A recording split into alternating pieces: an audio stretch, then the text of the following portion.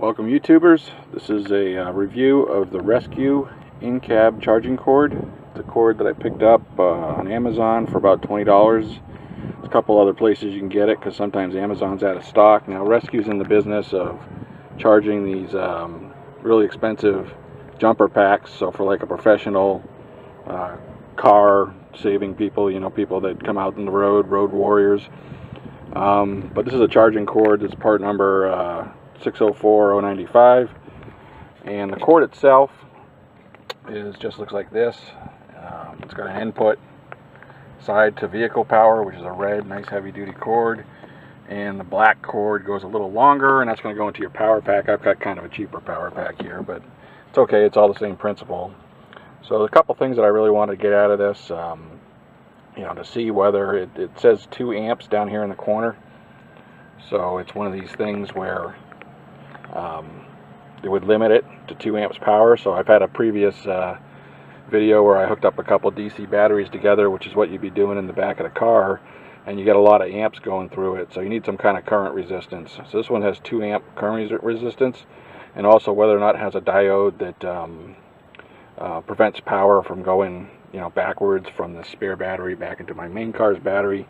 And as a third thing, it would be really nice if it only turned on when, you know, your alternator was on without your power port, you know, being hooked up to the ignition. So it auto-sensed whether or not you're above 13.2 or something like that, and would turn it on only then. It doesn't do that, so it's not the utopia, but there's ways to get around that. But you could probably leave this plugged in anyway. So the end goal of this is to get, you know, your battery in the back of your car here, little sealed lead acid battery in the back of this jumper / whatever. Keep pumped up. Now I left it charged, so I unfortunately might not get the full rush of amps.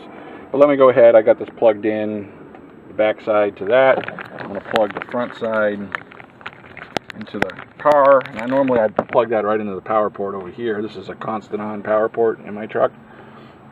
And that would be the hookup. But in order for me to get some amperage going through there and some voltages, I run a little temporary setup here, but you can see it's not getting power. I've got it turned off at this switch. So one of the first things I'm going to do is I'm going to come over here and test whether I'm getting any back voltage into out of the unit, and the answer is no. So I'm not getting anything that's hooked up to this guy, which is running at 12.3. But it's running through the system, but when I get to this point here, it's not providing any voltage, so that's a good sign.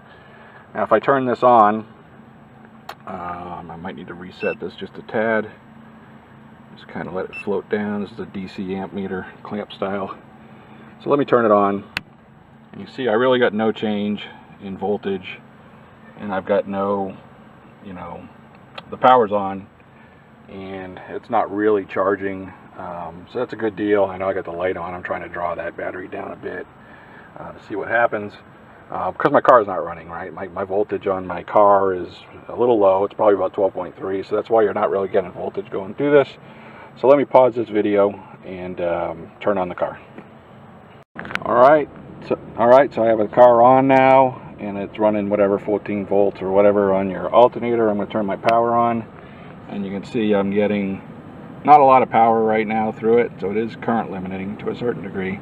I'll have to post in the comments whether it really runs. I was going to try to test it up to see if it really limits it at 2 amps. But it is running voltage current through there.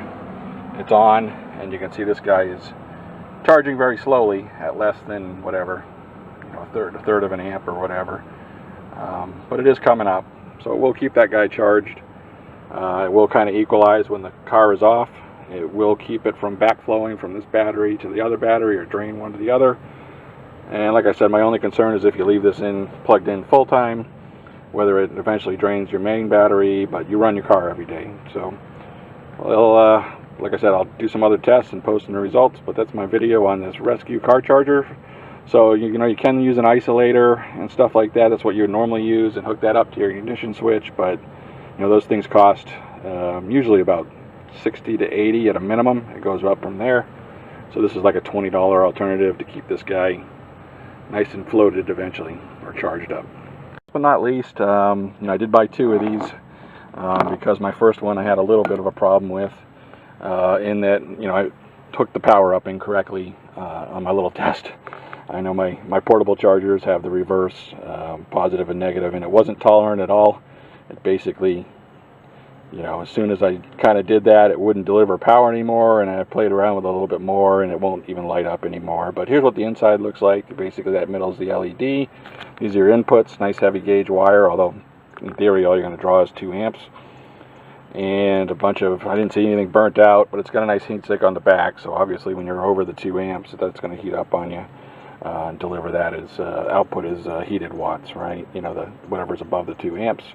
But there's the inside of it. That's a good part. The bad part is it wasted 20 bucks. All right, see ya. So I got the compressor running on this pump tire, 12 volts, 0.8 amps, running carb.